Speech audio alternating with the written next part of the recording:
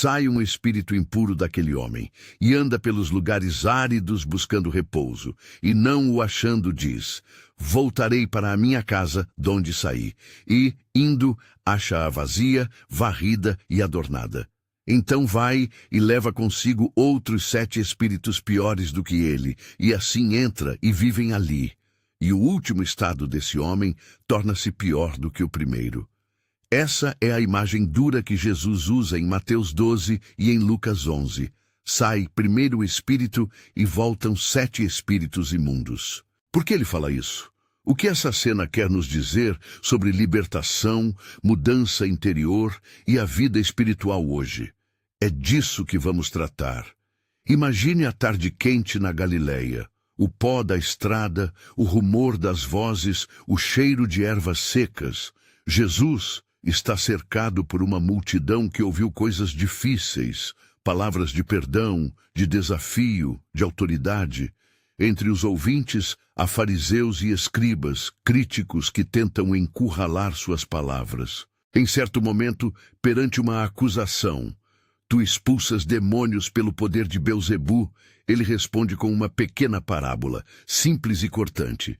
É nessa imagem do espírito que sai e depois volta com outros 7 que a cena ganha corpo. A pergunta constela no ar. Por que quero dizer que, depois de uma libertação, a pessoa pode ficar pior do que antes? Antes de avançarmos, um pedido rápido. Se você gosta de estudos bíblicos que unem texto, contexto histórico e aplicação prática, inscreva-se agora e fique conosco. Vamos seguir. Para compreender o que Jesus está dizendo, precisamos voltar ao primeiro século.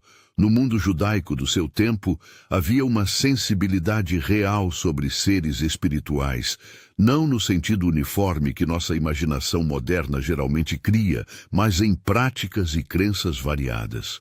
Havia ritos de purificação, preocupações com impureza ritual, tradições de exorcismo e relatos de pessoas que acreditavam eram perturbadas por espíritos. Textos do Talmud e relatos de historiadores como Flávio Josefo mostram que exorcistas existiam e que havia um repertório de explicações para casos de possessão e perturbação.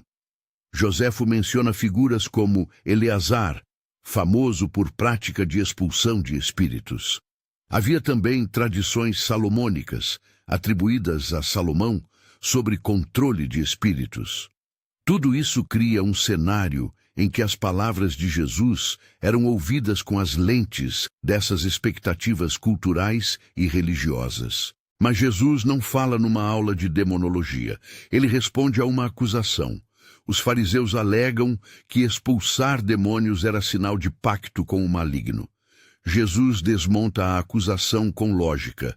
Um reino dividido não prospera. Em seguida, oferta essa imagem do espírito que sai e volta. A figura contém elementos claros. O espírito sai, percorre lugares áridos, zonas sem abrigo, simbólicas de desolação. Não encontra repouso e decide voltar. Ao regressar, o encontra vazio, varrido e adornado.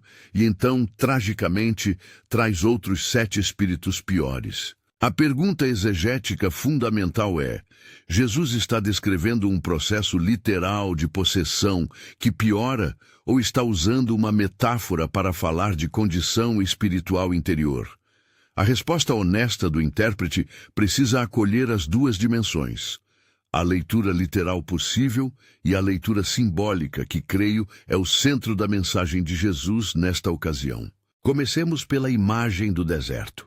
No imaginário judaico e no pensamento bíblico, deserto frequentemente remete a lugares de isolamento, de provação, mas também a espaços habitados por forças do caos ou por espíritos.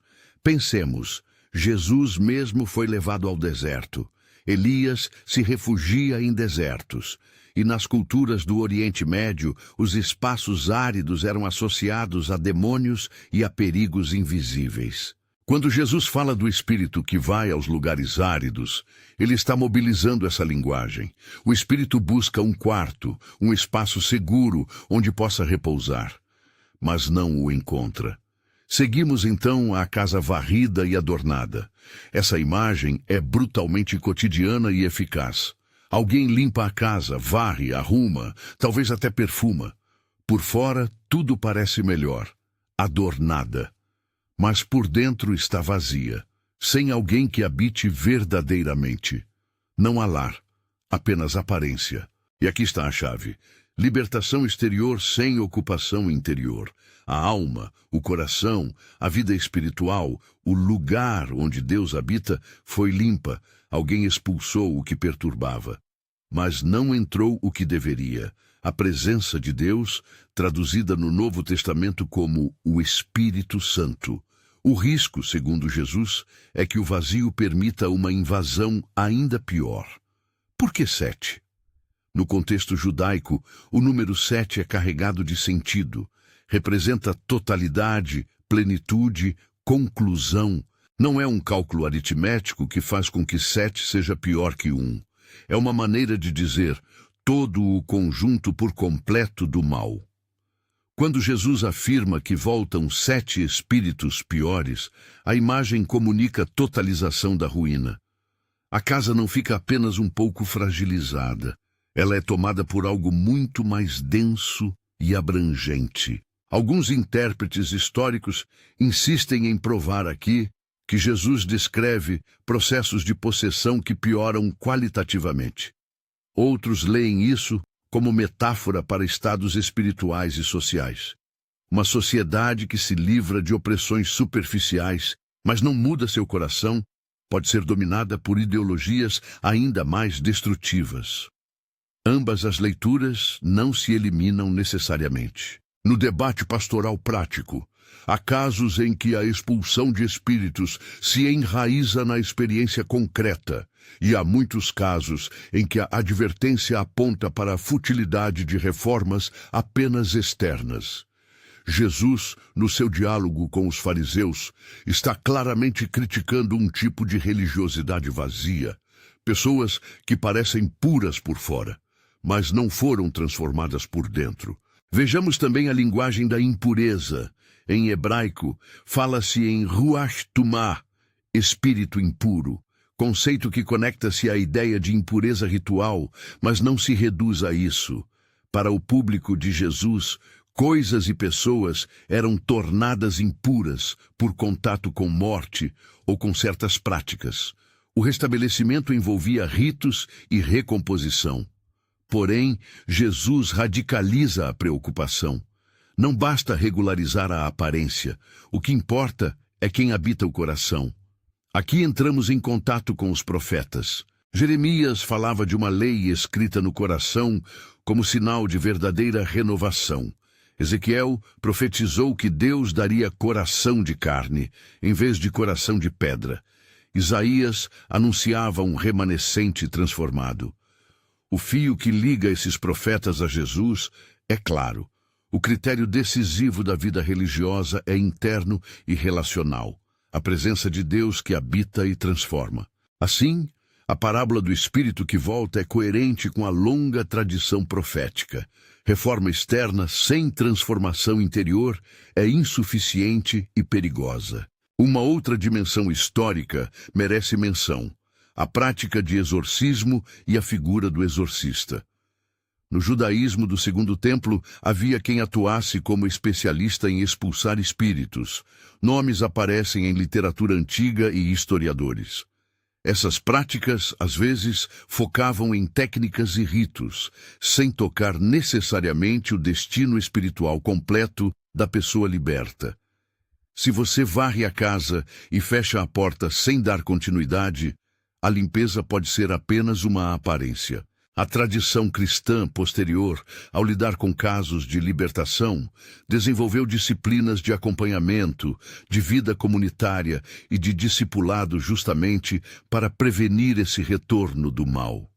Jesus, ao lançar a imagem, aponta para a necessidade de algo além da técnica de expulsão, a habitação do Espírito de Deus e a integração da pessoa em uma comunidade que a sustente. No plano teológico, então, como responder à pergunta do título, sai pelo Espírito e voltam 7 espíritos imundos, Entenda por quê.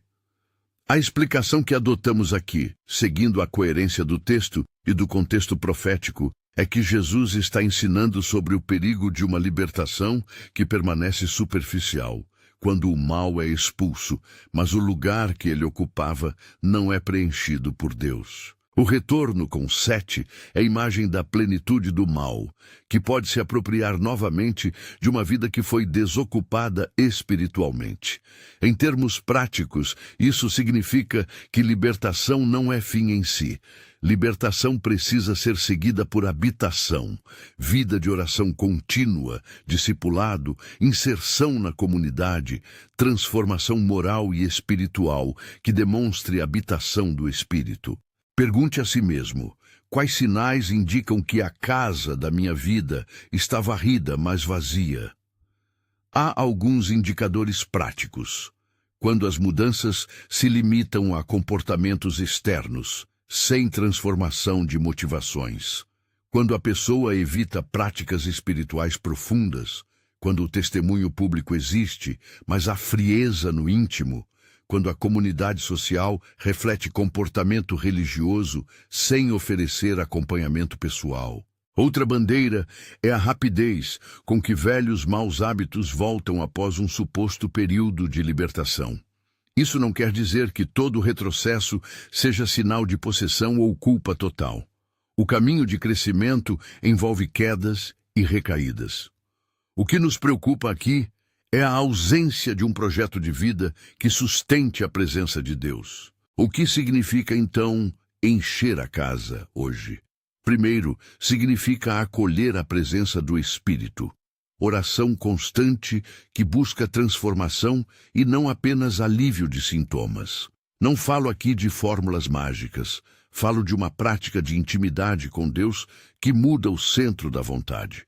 Segundo, significa inserir-se em uma comunidade que vigie com amor, discípulos que acompanhem, pastores que cuidem sem espetacularizar, irmãos que considerem responsabilidade a consolidação do irmão liberto. Terceiro, disciplina pessoal, leitura da Escritura, participação nos meios de graça, arrependimento recorrente e honestidade com avaliações pessoais. Quarto, compromisso ético que manifeste a mudança interior. Se o coração foi transformado, fruto disso aparecerá nas relações, nas escolhas e na justiça prática. A dimensão comunitária é crucial. Jesus não está abordando apenas problemas individuais. A linguagem pode ser lida também coletivamente. Quando uma comunidade religiosa varre práticas corruptas ou atitudes hipócritas, mas não se reforma por dentro, corre o risco de ser invadida por algo pior. Ideologias que substituem o amor de Deus por legalismos mais opressivos ou por um espírito de exclusão que empobrece ainda mais a vida comunitária. Por isso, a resposta cristã precisa incluir acompanhamento pós-libertação, não como controle, mas como cuidado. A experiência de libertação, para ser duradoura, precisa de arraigo na oração, no ensino, na vida sacramental e no amor perseverante da Igreja. Voltando à cena de Jesus com os fariseus, há um subtexto de confronto. Os fariseus preferem uma religiosidade de aparências que lhes garante status. Jesus denuncia essa religiosidade. Assim, a advertência "voltam 7" funciona também como uma crítica ao modelo religioso, que não gera transformação de coração. É uma chamada à autenticidade. A presença de Deus envolve cumplicidade com o pobre, com o oprimido, com a justiça. É transformação que se manifesta socialmente. É importante aqui distinguir entre uma leitura espiritualista, que culpa as pessoas por tudo. Não é apenas falta de oração que explica todo o retrocesso. E a advertência bíblica. Não devemos reduzir o texto a uma fórmula simplista que promete proteção garantida àqueles que seguirem certos passos. Jesus não está entregando uma técnica infalível. Ele está oferecendo uma visão teológica. Sem uma habitação verdadeira, o vazio convida o pior. Isso é um aviso severo, mas cheio de esperança. A boa notícia é que Deus oferece habitação, não como um truque, mas como presente transformador que se manifesta na vida mais plena. Também é preciso evitar interpretações psicologizantes que ignorem a realidade espiritual do texto. Não se trata de opor ciência e fé, mas de reconhecer que a narrativa de Jesus fala dentro de uma visão de mundo que inclui seres espirituais. Ao mesmo tempo, podemos ver paralelos. A psicologia fala de vazio e de recaída, mas isso não esgota o sentido teológico de habitação. A leitura que propomos integra a realidade espiritual, há também dinâmicas psicológicas, e a resposta cristã é pastoral, não simplificadora. Quer uma imagem prática para lembrar? Pense numa casa recém-alugada. O inquilino anterior foi expulso por problemas. O proprietário reforma, pinta, coloca cortinas. Se ninguém mora nela, ela se deteriorará.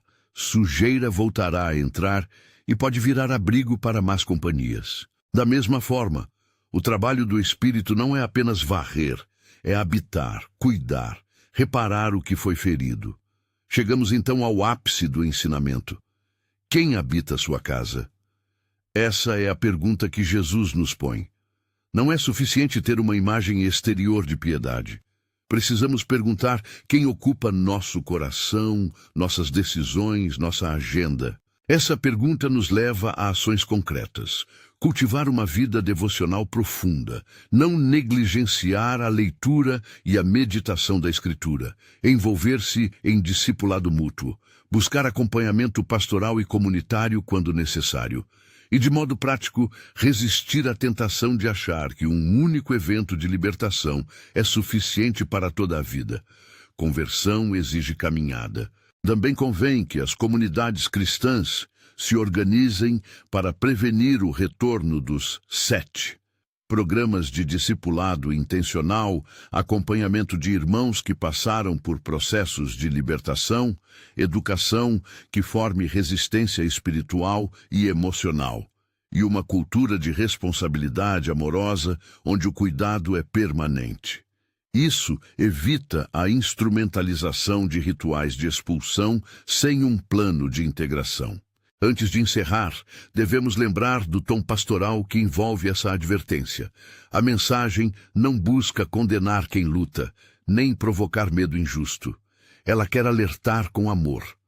Se você já passou por um processo de libertação ou conhece alguém que passou, não veja isso como estigma, mas como chamado a acompanhar, orar e trabalhar pela habitação plena do Espírito. Se você sente que sua vida está varrida e vazia, há caminho.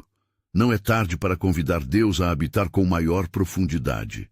A tradição profética que mencionamos, Jeremias, Ezequiel, Isaías, mostra que Deus deseja escrever sua lei no nosso coração, transformar-nos por dentro e fazer de nós testemunhas vivas de sua bondade. Resumindo, Jesus usa uma imagem forte para nos avisar que expulsar o mal não basta. A explicação do porquê sai primeiro espírito e voltam 7 espíritos imundos repousa na ideia de que o lugar limpo, se não for preenchido pela presença de Deus, torna-se vulnerável a uma invasão ainda maior. O número 7 sublinha a plenitude dessa vulnerabilidade. Em termos práticos, a saída é clara. Buscar a habitação real do Espírito por meio de vida de oração, discipulado, comunidade e compromisso ético. Garantir acompanhamento pastoral e cultivar transformações que sejam internas e manifestas nas atitudes. Quem habita sua casa? Que perguntas você precisa responder hoje para saber? Compartilhe nos comentários uma reflexão breve. O que significa para você encher a casa com a presença de Deus? Se esta mensagem tocou você, inscreva-se no canal, ative notificações e volte sempre para aprofundarmos juntos. Que a graça nos conduza a uma habitação verdadeira, onde não só o pó é varrido, mas o coração é preenchido pelo Espírito que dá vida.